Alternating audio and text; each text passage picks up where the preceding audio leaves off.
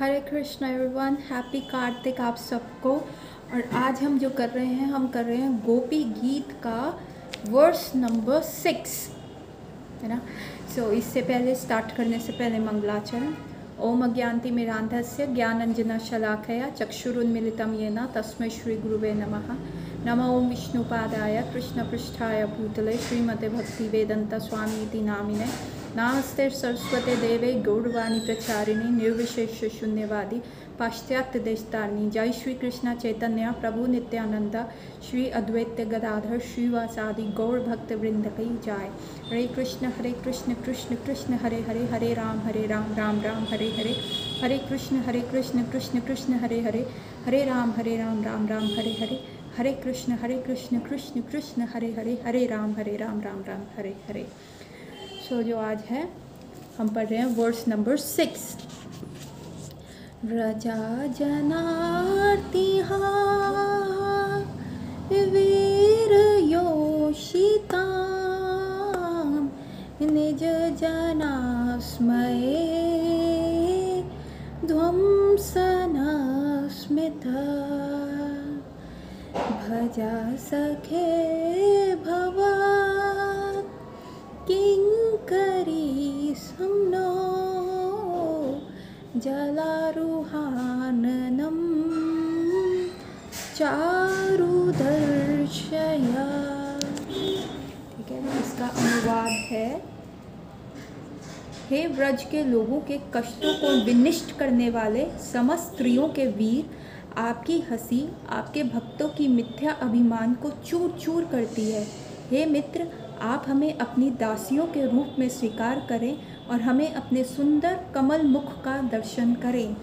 Again जैसे हमने discuss किया था कि there are 2 types of gopis, और उन 2 टाइप्स ऑफ गोपीज़ में एक है दक्षिण भाव की गोपी और एक है वाम भाव की गोपी। दक्षिण भाव की गोपियाँ जो हैं वो हैं चंद्रावली सखी एंड द गैंग, और जो वाम भाव की गोपियाँ हैं वो है Radha Rani and the gang.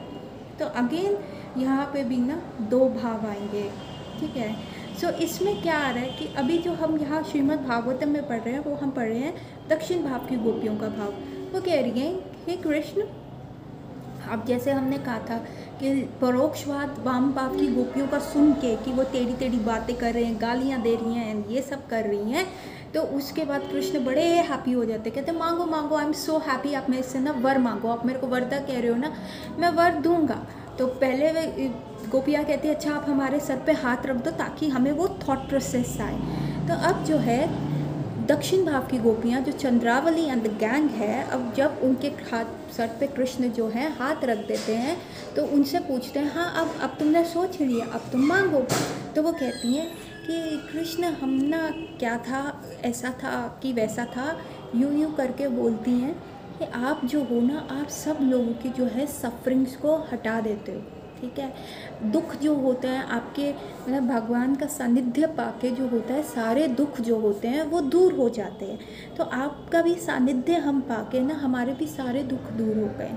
पर हमें ना थोड़ा सा ना अहंकार आ गया था। अब अहंकार कैसे आया था कि जब ये रासलीला हो रही थी, जब ये सारी चीज़ें हो रहा था भगवान कृष्ण के साथ, तब सारी गोपियों को ये लग रहा था कि कृष्ण सिर्फ अकेले उनके साथ डांस कर रहे हैं और किसी के साथ डांस नहीं कर रहे, और बाकी गोपियाँ जो हैं वो ऐसे ही खाली डांस कर रही हैं। जब एक्चुअल में जो भगवान थे उन्होंने अपने आप को सहस्त्र रूपों में मैनिफेस्ट कर लिया था, और वो हर 2 गोपी के बीच में एक कृष्ण होते थे, परंतु दूसरी गोपी को दूसरे के साथ कृष्ण नहीं दिखते थे, केवल और केवल अपने साथ दिखते थे। और इस वजह से उनको लगता था look how lucky I am, दूसरी गोपी को छोड़ के भगवान सिर्फ मेरे साथ नाच रहे, इवन राधा रानी के साथ भी नाच रहे, आज मेरा लकी डे है।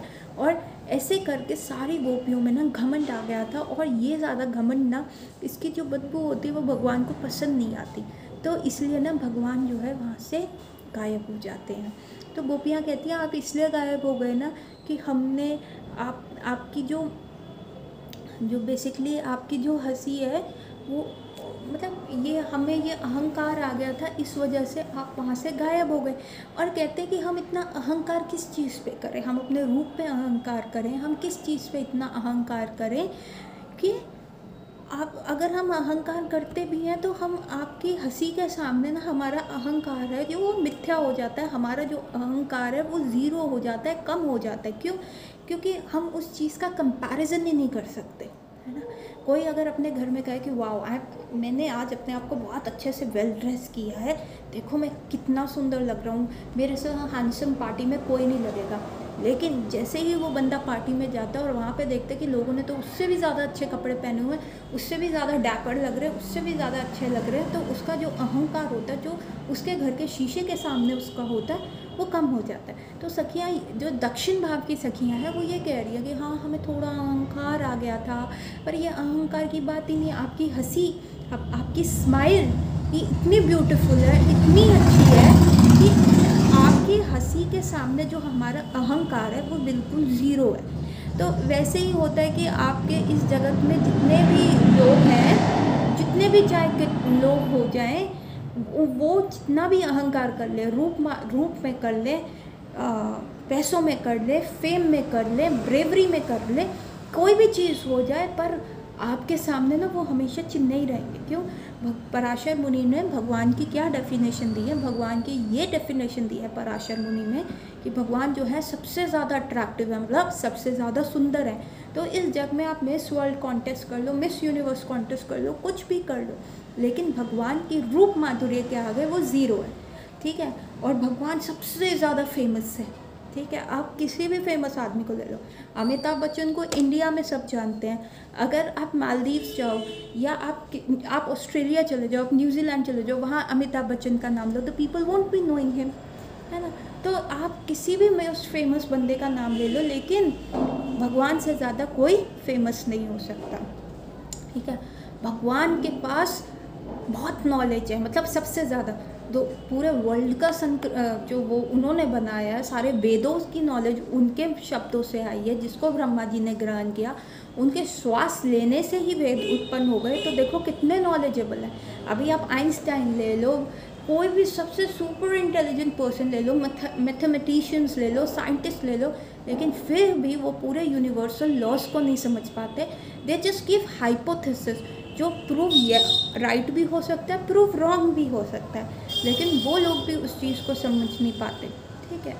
फिर आपका आ जाता है फोर्थ, आता है कि भगवान के पास सुपर वेल्थ है, इतनी ज़्यादा वेल्थ है, इतनी ज़्यादा वेल्थ है कि मतलब कुबेर, जिसको हम रिचेस्ट मैन, आप वर्ल्ड में रिचेस्ट मैन में एलन मस्क हो गया, बिल गेट्स हो गए, टाटा बिरला अंबानी हो गए, इनका भी वेल्थ कंबाइन कर लो, उनका सबका वेल्थ जो कुबेर के वेल्थ के सामने वो बिल्कुल ज़ीरो हो जाता है। लेकिन भगवान के पास तो इससे भी ज़्यादा वेल्थ है, क्योंकि उन्होंने इस पूरे वर्ल्ड का क्रिएशन किया है, और उनके पास सहस्त्र कोटि लक्ष्मी जी जो हैं उनकी सेवा में करती हैं, सोनी सेवा भी करती हैं, मतलब वैकुंठ जो कि क्रिस्टल साफ है, वहाँ पे भी वो झाड़ू लगाती हैं, उनके पैर दबाती हैं। तो जब लक्ष्मी जी उनके वहाँ ऐसी मीनियल सर्विस कर रही हैं, तो आप सोचो भगवान कितने वेल्थी होंगे।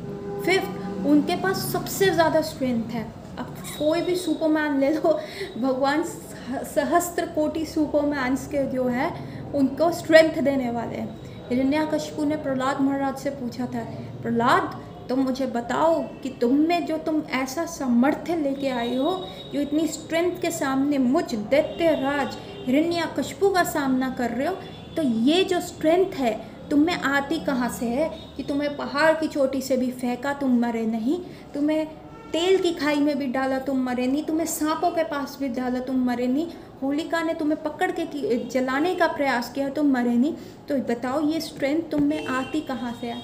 तब प्रहलाद महाराज ने कहा, मुझ में स्ट्रेंथ वहीं से आती है फादर जहाँ से स्ट्रेंथ आपको आती है। हम दोनों का जो सोर्स ऑफ स्ट्रेंथ है वो सेम है, और वो सोर्स ऑफ स्ट्रेंथ कौन है? वो है भगवान विष्णु। तो तब हिरण्याकशिपु बहुत तिल मिला उठा, कहते हैं मैं सबसे ब्रेवेस्ट हूँ, कहाँ है तुम्हारे भगवान? क्या वो इस पिलर में है? तो प्रहलाद महाराज ने कहा हाँ। एंड आगे की स्टोरी हम सबको पता है, कैसे भगवान नरसिंह देव उस पिलर में से मैनिफेस्ट हुए।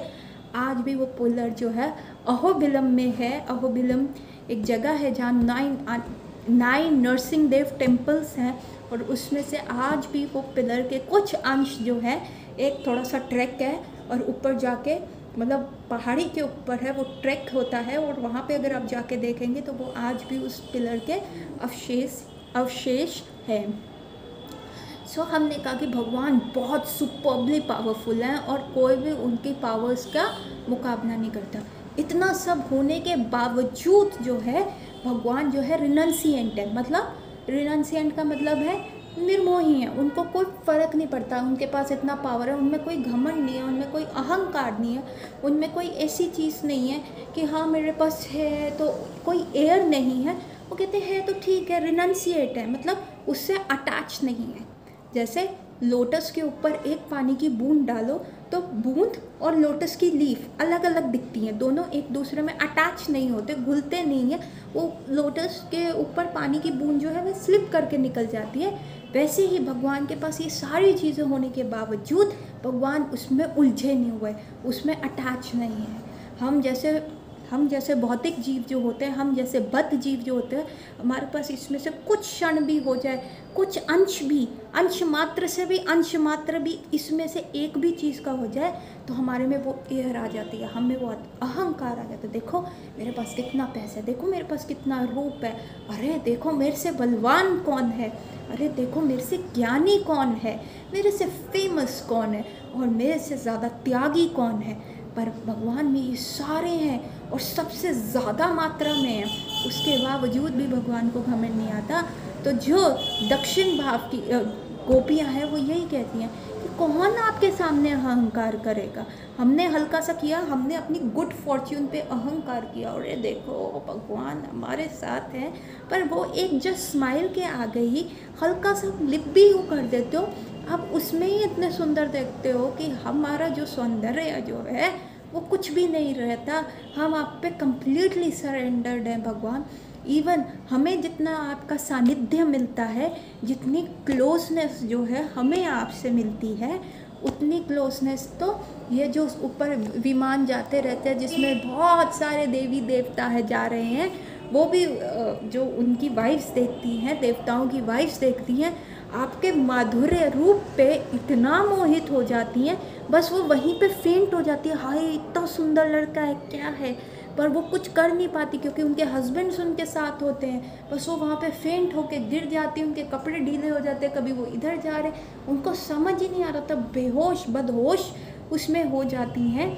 लेकिन आपके सानिध्य में जो आपके पास हम रहते हैं, हमारे कितनी गुड फॉर्च्यून है कि हम आपकी क्लोजनेस, हम आपके साथ एक रिलेशनशिप डेवलप कर पा रहे हैं। बस हमें उसी चीज़ पे थोड़ा सा घमंड हो गया था और आप गायब हो गए हमारे बीच से। और यही देखिए हमारा कितना जो गुड फॉर्च्यून था वो बैड फॉर्च्यून में हो गया। फॉर्च्यून क्या हुआ, वो बैड हो गया, सब कुछ हो गया क्योंकि हम में ये घमंड आ गया था। तो कृष्ण कहते चलो देर से आए दुरुस्त आए, तुम्हें अपनी गलती का पता तो चला, तो प्लीज़ अब बुलाओ तुम्हें क्या चाहिए। तो कहते हैं आप ना हमें अपनी दासियाँ बना लो परमानेंट। अच्छा ठीक है दासी बना लो, उसके बाद फिर क्या, और फिर जो है आप हमारे सामने आओ और हमें ऑर्डर्स देते रहो ताकि आप हम आपके सारे काम कर देंगी। पर एक्चुअली हम आपको देख तो पाएंगी, हम आपका वो स्माइलिंग फेस तो देख पाएंगी। और कृष्ण आपकी स्माइल के सामने किसी का घमंड नहीं चलता ना, तो फिर बार बार हमसे भी ये मिस्टेक नहीं होएगी। हम आपकी दासियाँ बनेंगी, आप हमें ऑर्डर्स देते रहना और साथ में आप स्माइलिंग अपना फेस रखोगे, तो फिर ना घमंड आएगा और ना आप हमसे दूर जाओगे। तो it would be the win win situation for both of us. आपको घमंड अच्छा नहीं लगता तो आपका स्माइलिंग फेस देख के हमारा घमंड वैसे ही चूर हो जाएगा, और आपको हमसे घमंड देख के हमारा गायब नहीं होना पड़ेगा और आपका काम होता रहेगा। तो it's a win win proposal जो दक्षिण भाव की गोपियाँ जो है भगवान के समक्ष प्रकट करती है। भगवान कहते गुड गुड ठीक है, देखते हैं, सोचते हैं, तुमने अपनी जो प्रॉब्लम है, जो तुमने गलती करी उसका आया। तो अब उनकी नज़र जाती है Radha Rani and the group के ऊपर, जो वाम भाव की गोपियाँ। वाम भाव की गोपियाँ कहते हैं कृष्ण हम क्यों ना करें घमंड, हाँ हम क्यों ना करें घमंड, राधा रानी तुमसे 1000 कोटि गुना सुंदर है, राधा रानी तुमसे कोटि गुना ज्ञान में इतनी उत्तीर्ण है, इतनी ज़्यादा शार्प है, राधा रानी की वाक चपलता इतनी ज़्यादा अच्छी है कि तुम उनको क्या हराओगे, तुम किसी डिबेट में नहीं हरा सकते। कहते हैं एक बार राधा रानी को इतना ज़्यादा मान आ गया था, गुस्सा आ गया था, तो राधा रानी जो है घर के अंदर चली गई और घर के अंदर दरवाज़ा बंद कर लिया। और भगवान से कृष्ण आए, नॉक करे, तो राधा रानी ने कहा कौन है। अब ये जो हमारे जोक्स आते हैं ना, नॉक नॉक हुज देयर, जो ये बहुत फेमस जोक्स चलता है, ये इसी लीला से आया है। तो कृष्ण दरवाज़ा खटखटा रहे हैं, नॉक नॉक, राधा रानी कह रही है हुज देयर, तो कृष्ण कहते हैं हरी, आई एम हरी। तो उन्होंने कहा हरी, हरी का और दूसरा मीनिंग जो होता है संस्कृत में, हरी को शेर भी कहते हैं। तो कहते हैं हरी, नहीं नहीं नहीं, मुझे डर लगता है हरी से, मैं बाहर नहीं आ रही, बाहर आऊँगी तो हरी शेर मुझे खा जाएगा। तो वो कहते हैं नहीं नहीं, मैं हरी हूँ, हरी। वो कहते अच्छा अच्छा, मंकी, मंकी नहीं नहीं, मुझे मंकी के साथ भी कोई रिलेशन नहीं रखना, चले जाओ चले जाओ। अरे नहीं नहीं, मैं कौन हूँ, मधुपति हूँ। मधुपति मतलब जो स्प्रिंग सीजन के राजा होते हैं, या उनको माधव भी कहते हैं, कृष्ण को माधव भी कहते हैं। माधव का मतलब होता है जो स्प्रिंग का राजा होता है। तो उन्होंने कहा अरे भाई मैं माधव बोल रहा हूँ, माधव। अरे, और माधव का दूसरा संस्कृत में क्या होता है, बी को भी कहते हैं, बम्बल बी को भी माधव कहते हैं, हनी बी को भी माधव कहते हैं। क्यों? क्योंकि स्प्रिंग सीजन में फ्लावर्स आते हैं और फ्लावर्स के ऊपर जो होती है बीज, तभी अपना नेक्टर हनी कलेक्ट करती हैं। उन्होंने कहा अरे नहीं, मुझे हनी बी से भी डर लगता है, कहीं वो मुझे काट लेंगी। और उनको पता है कि बाहर कृष्ण खड़े हैं, लेकिन ऐसे ऐसे बातें कर करके राधा रानी कृष्ण हाथ में जोड़ देते हैं। और एक बार ऐसे ही हुआ था, राधा रानी को भगवान कृष्ण ने कह दिया था ऐसे ही, अरे राधे तुम तो इतनी सुंदर हो, बिल्कुल चंद्रावली की तरह, मतलब जितने भी चांद की लाइनें लगा दो वैसे। अब राधा रानी को आया कि नहीं, अब जरा सा ना मैं इनसे थोड़ा करती हूँ। उन्होंने कहा मैं चंद्रावली हूँ, मेरी राइवल के साथ तुम मेरे को कंपेयर करो। अरे नहीं नहीं नहीं, मैं कह रही हूँ चंद्रमा की बिल्कुल लाइन्स होती है वैसे चंद्रमा की तरह तुम सुंदर। अच्छा, तू चंद्रमा की तरह सुंदर हूँ, चांद तो रात को आता है और सुबह तो चांद नहीं होता, तो इसका मतलब तुम मेरे को ये कह रही हो कि मैं सिर्फ रात को ब्यूटीफुल लगती हूँ और सुबह नहीं लगती। अरे नहीं राधे, मैं ये नहीं कह रहा, मैं कह रहा हूँ तुम बिल्कुल जैसे शरद पूर्णिमा का चांद हो वैसे कॉन्स्टेंटली तुम सुंदर रहती हो। तुम्हारे अंदर से ऐसा ओजस और तेज निकल रहा होता है कि बस मेरा हृदय जो होता है नाइट ब्लूमिंग लोटस की तरह खिल जाता है, जो रात में खिलने वाला लोटस फ्लावर होता है उसकी तरह खिल जाता है। कहते हैं अच्छा अच्छा, चंद्रमा के ऊपर इतने सारे स्पॉट्स हैं, काले धब्बे, तो तुम्हें लगता है मेरे फेस पे काले धब्बे। अरे नहीं राधे, मैं तुम्हें वैसा नहीं कह रहा, जो क्लीन क्लीन स्लेट चंद्रमा जो होता है, बिल्कुल वाइट, शरद पूर्णिमा का बिल्कुल उस पर एक स्पॉट दिख रहा होता, मैं तुम्हें उससे कंपेयर करूं। अच्छा, चंद्रमा जो था वो था समुद्र मंथन के टाइम पे वो आया था, और समुद्र मंथन में उससे पहले पॉइजन भी आया था। तो तुम मुझे तो चंद्रमा कह रहे हो, मेरे भाई को तुम पॉइजन कह रहे हो, तुम उसको वो वाला विष कह रहे हो जो शिव जी ने पिया था, कालकूट विष में, हाँ वो तुम मेरे भाई को कह रहे हो। तो अल्टीमेटली कृष्ण जो है हाथ जोड़ रहे थे। तो राधा रानी जो ललिता सखी जो है, वो राधा रानी से 27 डेज जो है एल्डर है। तो वो ये नहीं चाहती कि राधा रानी जो है कि कोई भी कृष्ण उनको बेवकूफ़ बनाए, बुद्धू बनाए। तो इसीलिए ललिता सखी जो है वो नरसिंह भगवान से भी ज़्यादा उग्र उनका क्रोध है। नरसिंह भगवान का क्रोध जब वो प्रकट हुए तो बहुत गुस्से में थे। अब वही नरसिंह भगवान जब अपनी फुल फॉर्म में होते हैं, पार्शियल फॉर्म में वो नरसिंह भगवान है, फुल फॉर्म में जब वो कृष्ण की तरह आते हैं, तो सोचो वो भी ललिता सखी के सामने दंडवत करके कहते हैं अरे मुझे माफ़ कर दो ललिता, मेरे से गलती हो गई है। तो ललिता सखी यही कह रही है कि हमारी राधा रानी तो तुमसे बात करने में भी इतनी ज़्यादा तेज़ है, सुंदर भी बहुत है, तुम्हें प्रेम भी तुमसे ज़्यादा करती है, तुम उनके प्रेम के आगे क्या रिटर्न देते हो, तो क्यों ना घमंड आए। हाँ, इंटेलिजेंट भी वो तुमसे ज़्यादा है, हम्बल भी वो तुमसे ज़्यादा है, शाइनेस हर चीज़ उनमें ज़्यादा है। तो कृष्ण कहते हैं अरे देखो मेरे में तो 64 कला है, तो तुम्हारी राधे में तो सिर्फ 25 आई हैं। ललिता सखी कहती है हाँ 25 आई हैं, पर 25वीं कला क्या है पता है तुम्हें, क्या है ललिते? वो कृष्ण ललिता सखी कहती है 25वीं कला है जो तुम्हें काबू कर सके, वो तुम्हें कर सके। तो तुम में अगर उनमें एक भी एक कला होएगी तो वो 64 कला वाले तो तुम उनके चरणों में ही गिरते हो ना। तो इसलिए क्यों ना उनमें अहंकार है। फिर भी इतना सब होने के बावजूद भी ठीक है।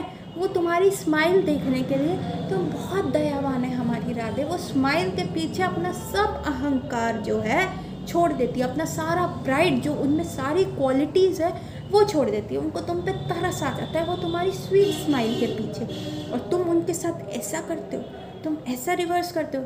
कहते देखो ऐसा है ललिता, जब ब्रज में बहुत सारे राक्षस आए थे मैंने सबको बचाया, ठीक है।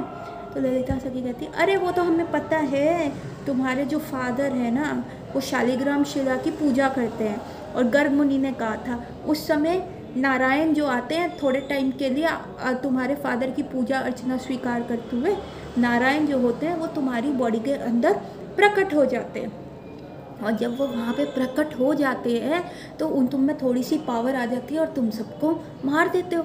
और वो चीज़ भी कैसे आती है, वो सिर्फ तुम्हारे फादर नहीं करते, राधा रानी तुम्हारे लिए सूर्य कुंड जाती हैं, रोज़ सूर्य देवता की पूजा करती हैं, ताकि ये जो तुम धूप में जाते रहते हो ना वो सूर्य की ऊर्जा तुम्हारे अंदर आती है। हर प्रकार से राधा रानी तुम्हारे को पावर देती है। कहते अच्छा कैसे पावर देती हैं, कहते देख लो अब तुमने गोवर्धन उठाया था, अब जब तुमने गोवर्धन उठाया तो तुमसे गोवर्धन जो था हिल डुल रहा था, ये तो राधा रानी की पावर से आया ना। इवन बहुत रसिक सेंट्स ने भी यही लिखा है। तो वो क्या लिखा है उन्होंने ये कहा है, कुछ माखन दियो बल, हाँ कुछ ब्रज भाषा में लिखा है, कुछ माखन दियो बल, कुछ गोप सखा दियो सहाय, मतलब गोप सखाओं ने सहायता करी, कुछ माखन मिश्री दियो बल, कुछ गोप सखा करे सहाय, राधा जी की कृपा में मैं गोवर्धन उठाए। कि राधा जी की कृपा से ही मैंने गोवर्धन उठाया था, राधा जी की ही कृपा से मैं अपने छोटी उंगली पे गोवर्धन उठा पाया था। तो ऐसा हुआ था जो गोवर्धन लीला हुई थी, और आज जो है आज गोवर्धन की ही है, आज गोवर्धन पूजा होती है, और सबको हैप्पी गोवर्धन पूजा। आज ही हुई थी ये लीला, आज ही भगवान ने अपनी इंद्र ने इतना ज़्यादा बारिश कर दी थी कि सारी जगह ब्रज में जो था पानी पानी भर गया था, और सब गाय भैंस सब ऐसे लग रहा था बाढ़ आ जाएगी, और सब डूब रहे थे, घर डूब रहे थे, सब बड़े परेशान हो गए थे। तो भगवान कृष्ण ने जाके गोवर्धन पर्वत को अपनी लेफ्ट हैंड की छोटी फिंगर के नेल के ऊपर धारण किया, और सारे ब्रजवासी जो थे उसके अंडर आ गए। अब वहाँ पे एक हाथ पे तो उन्होंने गोवर्धन उठाया हुआ और एक हाथ से बंसरी बजा रहे। अब धीरे धीरे सबको ऐसा लगता था कि भगवान उनकी तरफ देख रहे हैं, पर अल्टीमेटली राधा रानी जो वहाँ खड़ी हुई थी वो भगवान को देख रही थी, और वो भगवान को देखते देखते वो उनको वैसा बल दे रही थी, अपनी आँखों से, अपनी शक्ति से, अपने प्रेम से भगवान को बल दे रही थी। तो एक्चुअल जो बल आया था ना वो राधा रानी उनके समक्ष खड़ी थी, पर जैसे ही भगवान राधा रानी को देखते और आंखें मिलती तो वो शाय होने लग जाते, उनके गाल जो है ना वो ब्लश करना शुरू कर देते, और वो थोड़े से ऐसे हिलने लग जाते। तो गोवर्धन पर्वत जो था ना थोड़ा हिलना शुरू हो जाता। तब सब डर जाते, अरे ये पर्वत गिर तो नहीं जाएगा। तो सारे जो ग्वाल बाल होते हैं अपनी डंडी फंसा देते, अरे कृष्ण की सहायता करो, जरा डंडियाँ फंसाओ, सारी जगह डंडी फंसा देते। और उसके बाद क्या होता, जो मैया होती, हाय मेरा बच्चा इतना भूखा खड़ा है, देखो वीकनेस की वजह से उसका हाथ थक गया होएगा, अरे अरे इसको कुछ खिलाओ, इसको कुछ खिलाओ, माखन लाओ, कृष्ण को खिलाओ। तो मैया जो थी हर थोड़ी देर में कृष्ण को कुछ ना कुछ खिला रही थी, इतने मील्स उनको दे रही थी। और वहाँ पे क्या हुआ, फिर मैया गोवर्धन को देख के कहती, अरे गिरिराज तुम चाहे कितने भी बड़े पर्वत क्यों ना हो, लेकिन तुम एक माँ के वात्सल्य से तुम जो है छूट नहीं पाओगे। अगर तुम अभी भारी हुए या तुम नीचे आए तो मैं तुम्हें अपने वात्सल्य प्रेम से श्राप दे दूंगी, तुम खंड खंड हो जाओगे। तो मैया अपने हृदय में ऐसे गिरिराज को डर गई। अब गिरिराज को पता चल गया, गिरिराज गोवर्धन को पता चल गया, वो डर गए, वो थोड़ा सा और ऊपर हो गए, और वहाँ कृष्ण जो है ऐसे हवा में लगे हुए हैं और राधा रानी को देख रहे हैं। पर जैसे ही उनको रियलाइज़ हुआ, अरे जो पर्वत है वो थोड़ा और ऊपर हो गया, फिर कृष्ण उंगली ऊपर कर लेते हैं, अरे सबको पता चल जाएगा कि गिरिराज गोवर्धन अपने आप ही हवा में लेटे हुए हैं, जो मेरी वाहवाही हो रही है वो हट जाएगी। तो वो फिर वो थोड़ा सा उंगली ऊपर कर देते, फिर यशोदा माँ गिरिराज जी को देखती, फिर गिरिराज जी डर के थोड़े से और ऊपर हो जाते कि पूरा मैं वेट कृष्ण के ऊपर ना डालूं, और फिर कृष्ण उंगली ऊपर कर देते, और इधर वो श्रीमती राधा रानी को देखते, फिर उनके हाथ कांपने लग जाते। और ये सब हो रहा था तो गोवर्धन और ये सारी चीज़ हो रही, तो बलराम जी को समझ आ गया कि चक्कर क्या है, मैया जो है गिरिराज जी को डरा रही है और गिरिराज जी डर रहे हैं, और यहाँ पे सारे जो ग्वाल बाल हैं, सारे ब्रजवासी हैं, वो भी डर रहे हैं कि भैया एक पर्वत गिर गया तो क्या हो गया।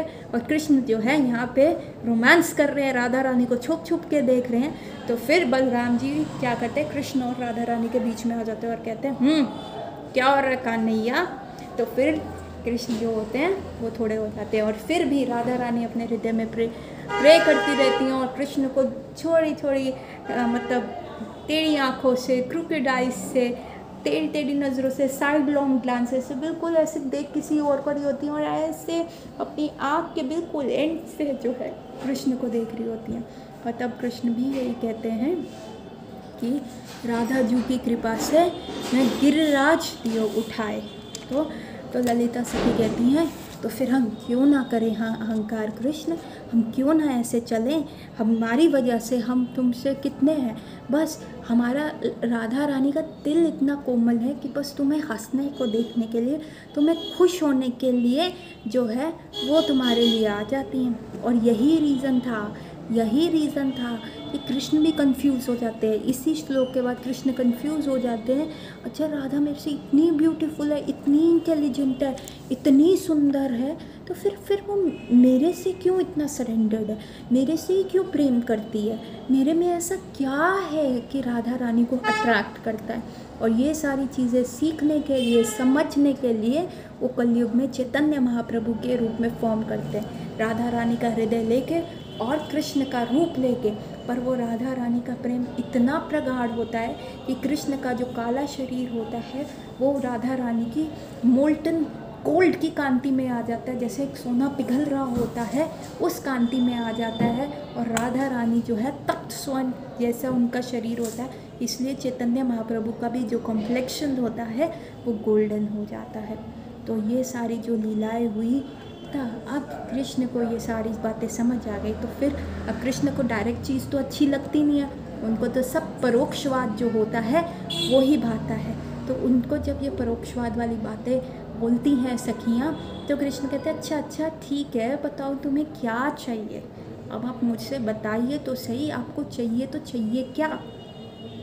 तो वो सखी कहती है देखो कृष्ण, हमें तुमसे कुछ ज़्यादा नहीं चाहिए, हाँ हमें कुछ ऐसा नहीं चाहिए, हम बस चाहती हैं कि तुम जो है ठीक है, तुम अच्छे हो, ठीक हो, स्माइल करते हो, अच्छे लगते हो, तो तुम हमें चलो तुम्हारा ईगो रखने के लिए, तुम्हारे को सेटिस्फाई करने के लिए कोई बात नहीं, हम तुम्हारी दासियाँ भी बन जाएंगी, क्योंकि हमारा हृदय जो है ना बड़ा कोमल है, ठीक है, तुम्हें हैप्पी रखने के लिए हम तुम्हारी दासियाँ बन जाती है, ठीक है।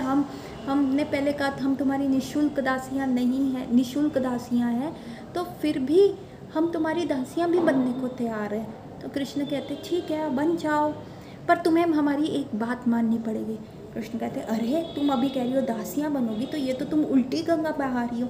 दासी जो होती है मास्टर का सुनता है, या मास्टर दासियों का सुनता है। तो वो कहते हैं अरे देखो दासियों का मतलब ये नहीं है, सखा भी तो हो, तुम फ्रेंड हो, एक फ्रेंडशिप वाला वो चीज़ रखो। तो फिर कृष्ण कहते हैं अच्छा बताओ तुम्हें क्या चाहिए बताओ।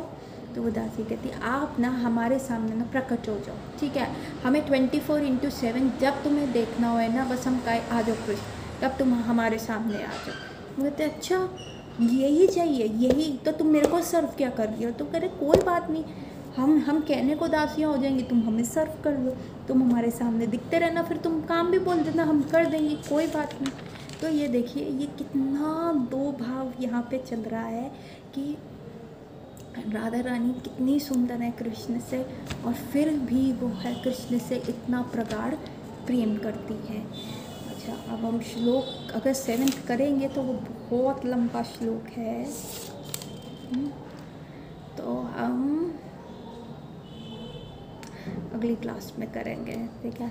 हम श्लोक नंबर जो 7 है वो हम अगली क्लास में करेंगे, क्योंकि अभी वो बहुत लंबा हो जाएगा, उसका एक्सप्लेनेशन बहुत ज़्यादा होगा। मैंने सोचा तो था हम 2 श्लोक कवर कर लेंगे, पर एनीवेज हमारा कोर्स बहुत धीरे धीरे चल रहा है, but who wants to finish. हम सब इसको रिलिश करें, हम इस सबको इंजॉय करें, मधुपति को इंजॉय करें। कृष्ण जो इतने रसिक दे रहे हैं और इतना नोक झोंक जो सारी चीज़ें चलती रह रही हैं, हम उसको इंजॉय करें और अपने कार्तिक को इंजॉयबल बनाएं। और आज गोवर्धन लीला हुई है भगवान को, आज हम भगवान को उस रूप में कर सकते हैं कि राधा रानी उनको साइड लॉन्ग ग्लांसेस से देख रही है और भगवान जो है गोवर्धन पर्वत उठाए हुए हैं, और कैसे मैया वहाँ पे गोवर्धन को कह रही है, अरे अरे अरे तुम भारी हुए ना, मैं तुम्हें श्राप दे दूँगी। और यहाँ गोवर्धन ऊपर ऊपर जा रहे हैं। और जो है अगर हम एक शॉर्ट में गोवर्धन लीला में आपको बताऊँ तो गोवर्धन लीला में क्या हुआ था कि जब इतना सारा जो जल आ रहा था गोवर्धन पर्वत पे, फिर भी नीचे सब सूखा पड़ा था। नीचे ना एकदम पार्टी चल रही थी, नीचे थोड़े बहुत शावर्स आ रहे थे पानी के, ठीक है, वेदर बड़ा कूल हो रहा था और खाना पीना चल रहा था, लोग गा रहे हैं, डांस कर रहे हैं, तो कंप्लीट टोटल जो था नीचे पार्टी चल रही थी। लेकिन ये कैसे हुआ, इतने संयंत्रक बादल जो होते हैं जो प्रलय के टाइम पे लूज़ किए जाते हैं, वो बादल जो थे उस समय आ रहे थे और इतना पानी बरस रहा था, तो नीचे एकदम कैसा सूखा पड़ा था। तो एक ये थोड़ा सा सीक्रेट मैं आपको बताऊंगी। तब कृष्ण ने क्या किया था कि सिर्फ गोवर्धन ही उनको शेल्टर कर रहा था, और भी बहुत सारे जो थे भगवान की सर्विस कर रहे थे। एक जो थे मुनि थे, उनका नाम था अगस्त्य मुनि। अब अगस्त्य मुनि जो थे बहुत ही ज़्यादा प्यासे थे, तो अगस्त्य मुनि थे या मेरे ख्याल से अगस्त्य मुनि थे।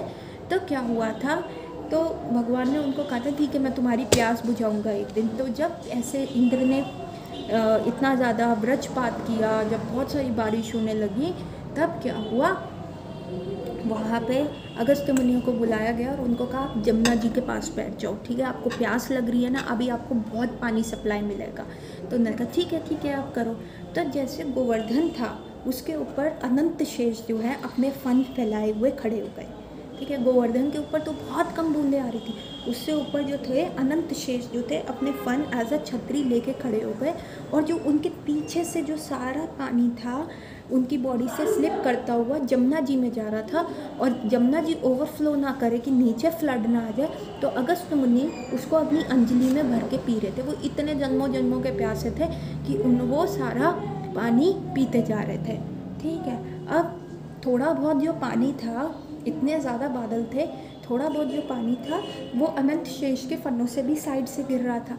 तो तब भगवान ने अपना सुदर्शन को कहा, जनरली ऐसी चीज़ों की ज़रूरत नहीं थी, पर ये सारे भगवान के जो दास थे खड़े हो गए कि प्लीज़ हमें भी इस लीला का भाग बनाओ, हमें भी इंजॉय करना है। बेसिकली अनंत शेष को भी देखना था कि जब सारे ब्रजवासी होते हैं, ब्रज भाव क्या होता है ये मैं देखना चाहता हूँ। सुदर्शन को भी ये देखना था कि ब्रज भाव क्या होता है। तो भगवान ने कहा ठीक है, जो थोड़ा बहुत पानी आ रहा होगा ना नीचे, तो तुम घूमते रहना। वो गोवर्धन के सारी तरफ घूमते रहे, और जो भी पानी आ रहा था वो इवापोरेट होता जा रहा था। उसी समय जो है सब सूखा होता जा रहा था, इसलिए गोवर्धन के नीचे एकदम जो था ड्राई पैच ऑफ लैंड था, वो वहाँ पे इसलिए पार्टीज ही चल रही थी। और जो इंद्र के जो वो व्रज से कर रहे थे, लाइटनिंग हो रही थी, इवन उसकी भी आवाज़ नहीं आ रही थी, वो भी सुदर्शन चक्र जो था वो रोक रहे थे। अब सुदर्शन चक्र क्या है, it's an hydrogenoid bomb, nuclear bomb है।